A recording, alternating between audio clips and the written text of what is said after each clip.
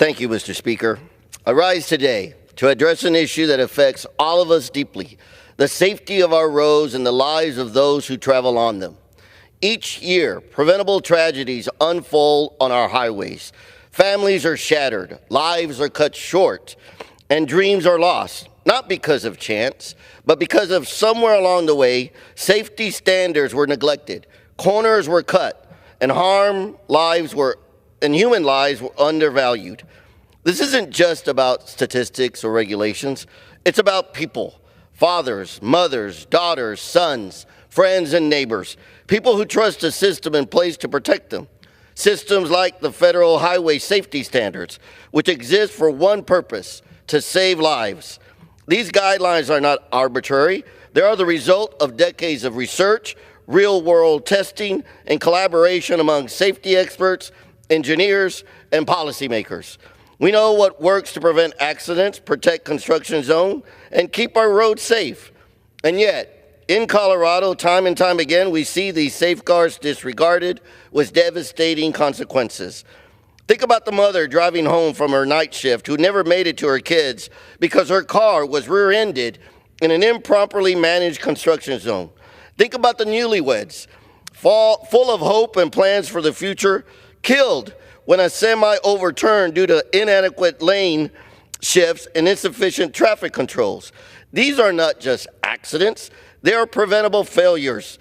Failures to prioritize safety, failures to honor the trust of those who use our roads, failures to follow the very standards designed to prevent these tragedies.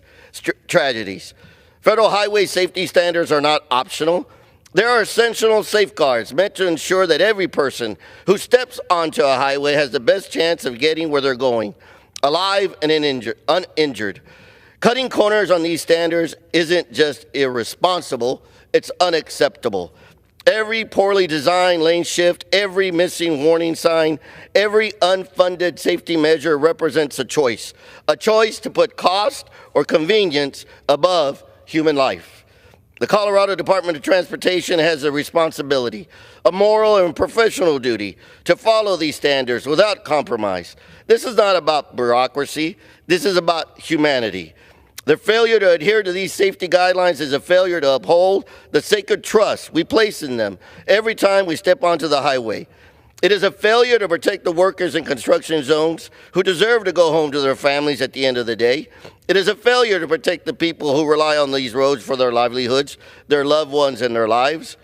Mr. Speaker, we cannot stand idly by construction zone fatalities in Colorado reach record highs.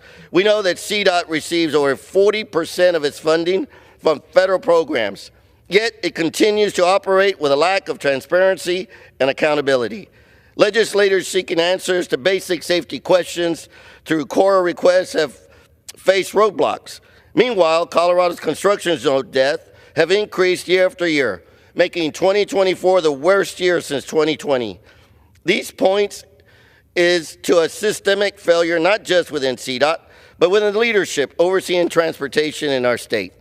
This is not just a Colorado issue, it's a regional one. Colorado is part of the Department of Transportation Region 8, which includes Montana, North Dakota, South Dakota, Utah, and Wyoming. If these issues persist in Colorado, how can we be certain they're not happening across the region? Competent leadership from the regional directors at the execution level is critical to ensure that safety is not an afterthought, but a priority. Federal oversight must demand adherence to safety standards and hold agencies accountable for every dollar spent and every life put at risk. Today, I call on all of us, lawmakers, transportation leaders, and community members, to demand better, to demand that federal highway safety standards be followed to the letter. There is no excuse, no delay, and no corner worth cutting when lives are at stake. Every life matters, and every injury prevented is a victory for humanity. Together, we can ensure that our roads are places of safety, not sorrow. We owe it to every driver, every worker, and every family to make this a reality. There is no need for loss of life on our highways because we know better and because we can do better. Thank you, and I yield back.